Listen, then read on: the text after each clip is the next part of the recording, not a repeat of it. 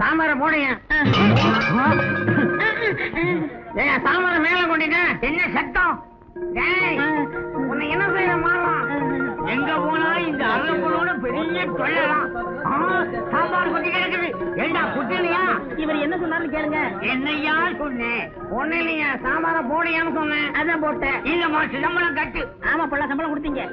மாசம் 30 ரூபா சம்பளம். தினசரி 1 ரூபா பிடிச்சுக்கிறீங்க. இனிமே உங்க பாக்கெட்ல இருந்து நான் திருடினா தான். சரி, பக்கத்துல இருக்கிற சினிமா கம்பெனிக்கு போய் இவனுக்கு காசு வரும், அதை வாங்கிட்டு வா. சினிமா கம்பெனி நடந்து கால் தான் மிச்சம். எங்கடா போட? ட்ரெஸ் பண்ணிட்டு போக வேணாமா? சினிமா கம்பெனிக்கு போறதுக்கும் பிரச்சனை தேவைப்படுதோ? எங்க பையன் மேல தப்பு இல்லைங்களே. சாம்பார ஊத்துங்கன்னு சொல்லணும், போடுங்கன்னா போட்டுட்டான். சாம்பார போடுங்க. இன்னுமா சாம்பார செஞ்சுதான் கொண்டு வரணும். காலங்காத்தால வந்து உயிரை எடுக்கிறியே. ஏய் சங்கரா,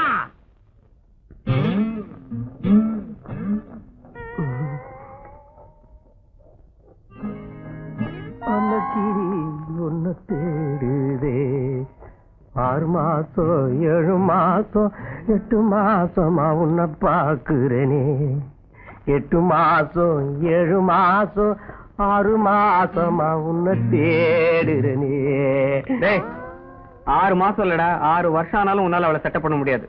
சீ, ஏ குருவி, சிட்டுக்குருவி, எவ்வளோ முடியாதுன்னு சொன்னியே பாத்தியா? அம்மி அரைச்சிக்கிட்டு உச்சு உச்சுன்றா. உன்னெல்லாம் திருத்தவே முடியாதுடா.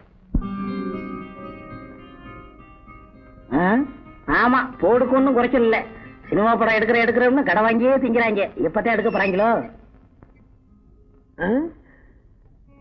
சார் சார், யார பாக்கணும்? கவர்னர் பாக்கணும். ஏயா, நடத்துறது சினிமா கம்பெனி. உங்க முதலாளிய பார்த்து இட்லி வடை சாம்பார் காசு வாங்கிட்டு போலான்னு வந்தேன். ஓஹோ, துர்கா ஹோட்டல்ல இருந்து வரீங்களா?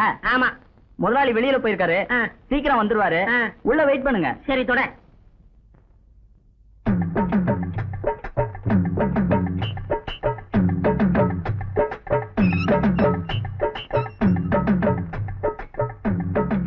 Sir, assistant director Angappan sir இருக்காரா? அங்கப்பன் சார் உங்களுக்கு தெரியுமா?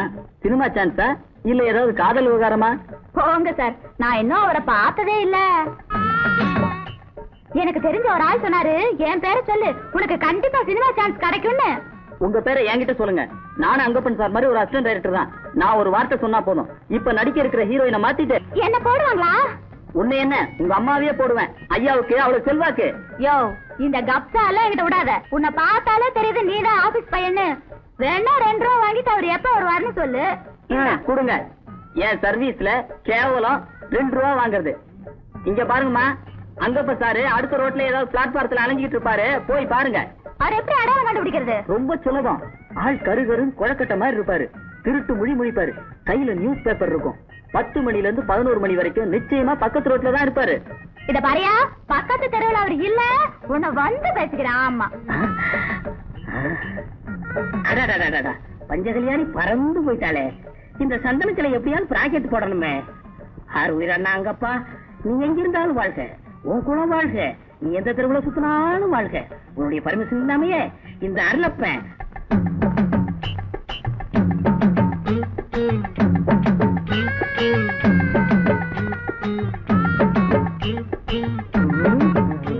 எங்க என்னப்பா என்ன வேலை செய்றீங்க?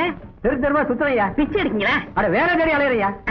நான் ஒரு 10 ரூபா தரேன், நான் சொல்றேன் சரிங்களா? 10 ரூபாயா? செய்றேன். இந்தாங்க. அதோ பத்தியெல்லாம் பொண்ணு, நான் அதை கொண்டு போய் நிக்கிறேன். அங்கப்பா சார், டைரக்டர் 10 மணிக்கு ஏவி ஸ்டுடியோக்கு வர சொன்னாரு அப்படின்னு சொல்லணும். சரி, நான் இப்ப போறேன், நீ கொஞ்ச நேரம் பொறுத்து வா. கரெக்டா சொல்லிடுறேன்.